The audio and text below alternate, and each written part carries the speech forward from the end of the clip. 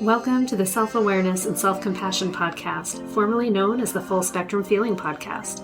I'm your host, Blaise Schwaller, life coach, mom, and former tattoo artist. I help people heal their past, speak their truth, and love the lives that they're living now. Join me here every week for conversations on how to live an imperfect but fully engaged life that embraces all the feels so that you can stretch into your best life while enjoying the you that's here right now.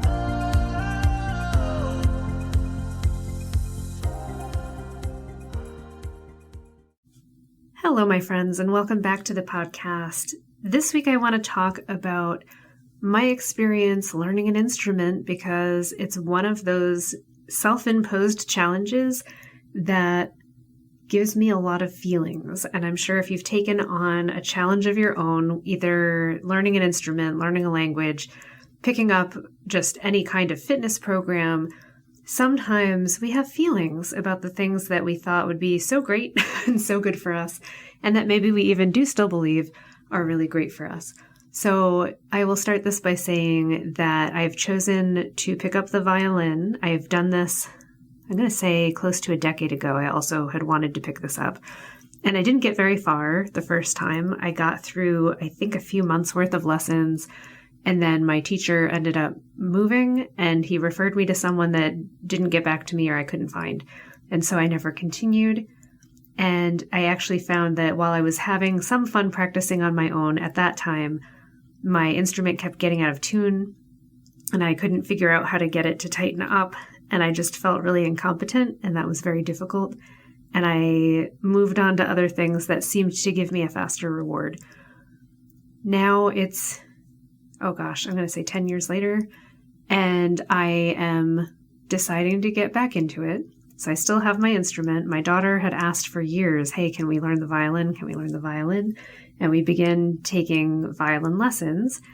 And it took us, honestly, like 9 months before the violin teacher that I finally found got back to me and had time for us to even get in. So there's that. And now we start the lessons.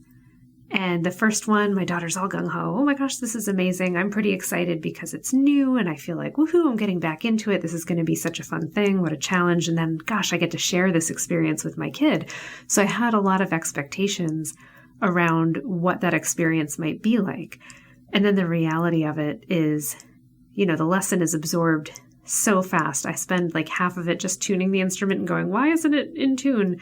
Barely picking up the bow, barely learning how to read one line of music. And then it's time for us to go and we'll do something again later. And I find that my daughter wants to have the experience of holding the violin and playing it, but she's not actually that interested in learning how to make the notes or practicing. So that's another challenge as a parent to go, okay, how far do I push a kid who seemed really excited about it and then finds out that she's not that excited about it? Is it worth pushing her through that to give her that skill? Does she need that kind of challenge in her life? Does she have other things going on? So many things to decide and to question. And then I have the added thought of, do I want to keep going? And can I afford these lessons? And if not, how can I continue to practice and learn if I'm just doing this on my own? And so I am coming to terms with my own feelings around learning this instrument and what it might take. So one thing is that I have, my list of goals in life. And one of them really has been to simplify and reduce and just appreciate what I have. So this actually does fit in to that by saying, you have a violin, you might as well use it and learn how to do it.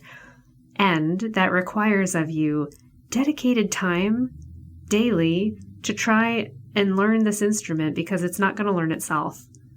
And I'm going to have to face what I've come to understand in the last week is just the terrible sound of me trying to figure out how to use this instrument. And it's so discouraging at the beginning. And I think this is where I really do benefit from having a teacher who can very quickly go, oh, this is what's often corrected this way, versus me just farting around going, am I even holding this right? Why is it squeaking? And trying to figure out, is it the rosin? Is it the way I'm holding the bow? Is my instrument out of tune? Am I not applying much pressure? Am I on the wrong angle? Am I not moving my arm right? There are so many moving pieces to figure out. And it makes me consider that anytime we learn a new skill, there are all of these moving parts. And with an instrument, it's very obvious because there's the beginning where you know nothing and it sounds terrible. And there's the end where you're like, woohoo, I can play a song. And actually, that's kind of the middle. The end is when you can pick up and like read music and make it sound decent or even become really good at playing. Honestly, right now, I'm just aiming for, could I do any set of notes in a row without making a horrible sound? So the progression is there to see and to experience. And I have to, every time I learn a new skill, and for you as well, every time you learn a new skill, come to terms with being utterly crap at something that we wish we were better at, and learn how to be a part of the process of becoming better at something. And in this, I look to children and look to my memories of myself and go, okay, when I was a kid, I really wanted to get better at art. I enjoyed drawing. I would get so frustrated that my drawings would come out bad and I'd throw out a lot of things and erase a lot of stuff. But I could get absorbed in trying to figure out how to do something for a very long time. And whether that was just going, okay, how can I get this graphite pencil to give me a gradation that I like that's better? Or how can I have it actually look black or not as shiny? Like, what do I need to do? What technique could I practice to get those effects? How can I improve my technique for just perspective or anatomy or whatever? And there were lots and lots of things for me to explore and try as I got better and better. And I'm looking back on that going, okay, can I find some of that delight or interest in the process to help me towards my goal of actually being competent at playing an instrument, and stop making excuses for myself about how I'm old and it's hard and this is the hardest instrument. Like, I hear that from people all the time. Like, why would you pick violin? That's really hard. And I'm thinking, isn't any instrument really hard? Like the wind instruments, you get like bloody mouth from the reeds and it's just difficult to move anything, and there's spit. There's like lots of disgusting things with instruments. So having horrible shrieking sounds is just one of them. And if you're lucky, you get past that. You get to the point where you can actually pull a note consistently and not trip on your little fingers. So I am finding it helpful to remember that the hardest part is deciding that I'm opening up the violin case and I'm going to tune that instrument. And let me tell you, the feelings around tuning and trying to hear what note something is supposed to be right now, I am so frustrated. I do not know which direction or why it's not tuning the way I want it to go. I don't have an ear for it yet. And I'm reminding myself, well, of course you don't. You've never played an instrument. Like, this hasn't been your thing. So why would you be able to know what a G is or a G flat without hearing it a lot of times? To be able to know what it is or which way it's slipping and which direction to tune it. This is completely new for you. So I was reminding myself today when I pulled out my violin to practice and I was like, okay, we've got a lesson this evening. I would like to show up and be able to say that I at least got through another set of pages of practice. And all I've done this week really has been try to play Twinkle, Twinkle, Little Star by ear, because I remember that's something I learned the last time 10 years ago. And I did it, and it was horrible and out of tune and squeaky, but I could figure out at least where I was supposed to be, and that was cool. So then today, I literally spent 20 minutes just tuning the thing again, and I was so mad that it takes me that long just to get the instrument at the point where I might be able to play something and be able to tell it all if I'm in the right spot for my fingers. And it's okay. That's, I guess, what I want to say to myself and to you, to be frustrated, to be discouraged, to look at something and go, why is this so freaking hard? And why am I not getting anywhere? And I'm reminding myself that I am getting somewhere and that I don't need to see success every day or even every week in order for it to start adding up. I think that's so important to hear because, no one really tells us about how many times we're going to suck at something. We're really told if you keep practicing, you're going to get better. And that is true. But we need to know that in the experience of that, it might feel like you're not getting better. It might feel like it's kind of pointless. It might feel just aggravating. So I'm making space for all of those feelings. And when I do that, I am able to show up and go, okay, the hardest part, literally, Blaze, is like going into the room, picking up the violin and deciding, like, here's how we begin, and going through that ritual. And here's something else that can help too, is starting to think of it as a ritual. And I don't know why that soothes me a little bit, where I'm like, well, here's the beginning. And I think maybe it's that I now have a template for what to expect. That's what the ritual is. So I'm like, the ritual is I'm going to go into the room, I'm going to unclip the case, I'm going to open it up, I'm going to take out my instrument and see what needs tightening. I'm going to turn on my little app that shows me how to tune it, and I'm going to start plucking notes and figuring out if it's even in the right spot. And I might have to do that for a long time, and that's okay. When you are done and you finally get it tuned, if you look at the time and it's been like all of that half hour, it's taking you 10 minutes and you only have 5 minutes left of what you thought you were going to do, that's okay, because this will get easier and faster. And one day you'll pick it up, tune it, and it'll be done in a minute and you'll be ready to play. But right now you're at the beginning and you don't even know how to do that. So it's a basic skill. You need to kind of figure it out, and that's fine. So telling myself that makes it easier to show up. I had a really hard time with it yesterday and the day before. My husband had to help me because he can hear it and knows what to do better than me. But I watched him and I learned, and it reminded me again of being young and how you would watch someone who was drawing, or you'd watch someone on TV or some other artist and you go, what are they doing? And how are they doing it? What's their approach? And could I mimic that in some way and just be a curious little person and try it out just to see if it works for me or not, or if I'm missing something. And when I approach it with curiosity, it becomes a lot less tragic that I'm not immediately having success out of the gate.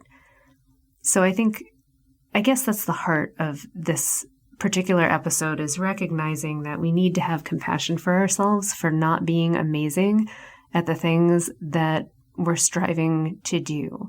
Particularly in the beginning, when we have all of that heart and excitement about how awesome we think something's going to be.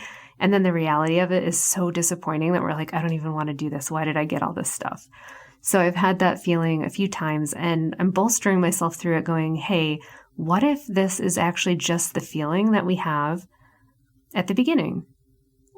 It's how I feel sometimes doing sewing projects, or when I'm not understanding how this particular machine works.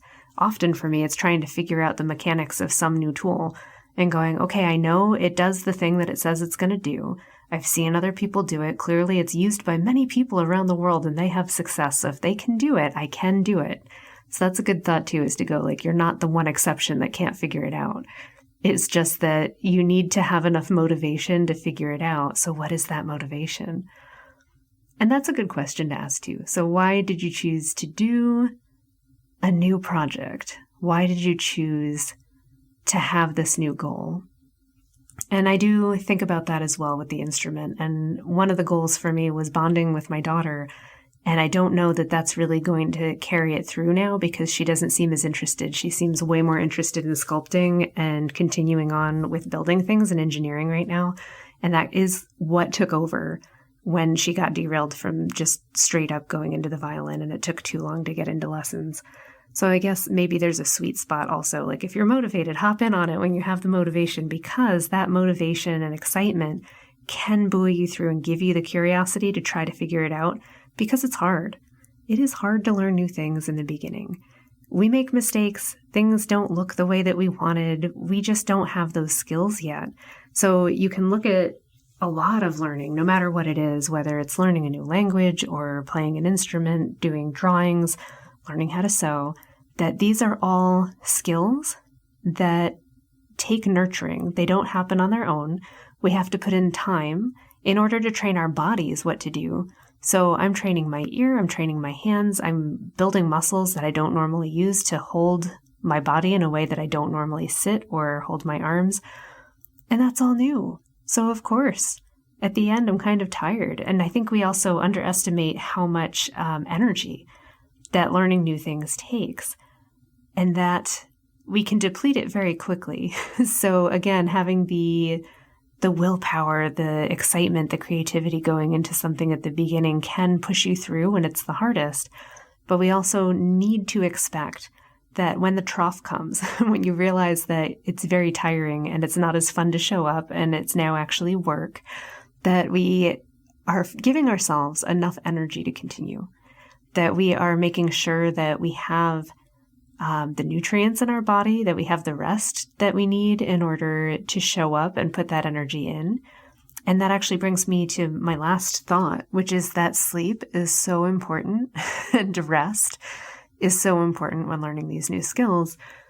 I find that in the last week, as I've stepped up my decision to show up and just do this every day, when I do, and even when I skip, I am finding that my thoughts as I'm falling asleep and even my dreams are geared towards practice in an interesting way that I didn't anticipate, but I probably shouldn't be surprised about. Because when we're sleeping, when we're dreaming, and when we're in that restorative phase, that is when so much learning is happening. So it's making me go, what if I just did a little tiny practice and then took a nap and solidified that knowledge? And then tomorrow when I come back, or if I come back later this evening and I feel like I want to do it again, I've had enough time for my body to absorb this and figure it out. And certainly I've had the experience of packing in so much learning and so much I can't even keep up, and then needing weeks or even a month of dreaming and thinking and just daydreaming about it in order to consolidate that knowledge. And so this is my grand experiment right now, is to go, okay, well, how far can I get with this? And how far do I want to go? And it's a good question. So I'm not really sure. I wish I could tell you all and be like, yes, I've decided that it's absolutely what I'm going to do. And all of you who have listened for a while know I always have projects going on. I have things that I want to do to stretch myself and to think in new ways and learn new stuff. And I try to stick with it. I'm not going to say that I'm perfect. I definitely am not. So, becoming someone who's physically active and walking every day, I got derailed. I absolutely did this year. Definitely the wildfires in the summer put a hamper on my ability to go for walks, and it has been difficult to get back into it. But I am committed and I am going back out, and I am going to count it as a success, even though I am not walking the amount of time that I used to do, that I'm still getting out there and doing it. With languages, you all know from a couple years ago, I wanted to learn Japanese. And I started doing that, and I got through, I think, a year and a half. And then I got just frustrated again. Like I was at that plateau where it was starting to get hard and frustrating. And I questioned, what am I even doing this for? And the answer I had for myself is that I just enjoy language and I like stretching myself to be able to communicate. And Japanese was not coming as easily at that time, and I just needed some easier wins. And I think it's okay to acknowledge that too, guys, by the way, that sometimes it's not that you need to stop doing what you're doing, but you need to allow yourself to win a little bit. And the way that I choose to win was to switch languages. So I flipped back to French, which I already have a decent amount of, and I've been doing that instead. And I actually find I'm hopping in and I'm doing it way more. I'm starting to listen to French podcasts. I'm starting to watch shows in French, and I'm trying to watch them without subtitles. And it is getting easier. So I'm thinking, oh, okay, I needed the win, but I'm still gaining a language and I'm still getting better at it. And I will at some point return to Japanese, but it didn't seem very pressing because I have no one speaking Japanese in my life right now. And I'm not currently watching anything in Japanese. So it's fine. But I don't know. Sometimes we modify where we're going. It doesn't mean that you need to give up a skill or something that you're trying to push yourself for. It just means that it's okay to adjust. So I'm thinking about all those things going forward. Do I stick with violin? Do I continue to pay for lessons? Or do I just commit myself to just duking it out with this violin over the next few months? So here's the conclusions that I can share today. One is a decision that I'm going to push myself, but I'm going to give it a time limit so that I can then reevaluate and decide if it's serving me, if I've seen the progress that I'm hoping for, or if it's not delivering to me what I had hoped. So first I had to decide, what do I want it to deliver to me? And I would like to be able to read a bit of music. I would like to be able to make some notes without it squeaking all over the place. And I would hope that in 3 months I can do at least something very simple and not have it sound tragically horrible. I'm not even aiming for good, you guys. I'm just aiming for not tragically horrible. Can I actually hit the notes that I want to hit? Can I not stumble over my fingers? And can those notes happen without a or whatever? So I think 3 months is reasonable for that. And then I'll reevaluate and go, okay, do I want to push it further? Have I felt like in gaining that, I'm still curious and want to do even more? And it gives me a sense of safety to both push myself and to fail, to know that there's a time limit, that I'm not saying, oh, you better do it every day for a year. It's saying, I want to give it 3 months of practice. I want to be able to be practicing at least 3 times a week, but ideally 5. If I do more, that's great. And I'm figuring out, okay, what can I do to help make that happen? I am outlining times for myself where I might be able to practice, where I'm not demanding of myself huge amounts of time. This has been a secret of success for so many things, in that, like with the language thing, I've managed to get on there and do a lesson every day for 2.5 years. That's because I'm only asking myself to do like 5 to 10 minutes tops, and I tend to do more, but 5 minutes is a win. And I'm going to do that with music as well and go, you know what? I'm going to aim for 15 minutes, but just doing it at all is a win, and just keep going. And that's a good mantra too. Just keep going and don't give up on yourself. So I'm realizing also that giving up on goals without truly putting in an effort or a struggle makes me feel bad. And so I want to show up for myself and give myself that support and be there for myself the way I would for a friend who wanted to learn this. So if my daughter shows up and says, you know what, I changed my mind, I really do want to learn this, I would show up for her and be like, okay, here's what we're going to do, and we'll do it together. And if she doesn't, then I get to be that for myself and say, hey, Blaze, you want to learn this? I'm going to show up for you. And this is how we're going to get there. And it doesn't have to be great. And what a relief that is.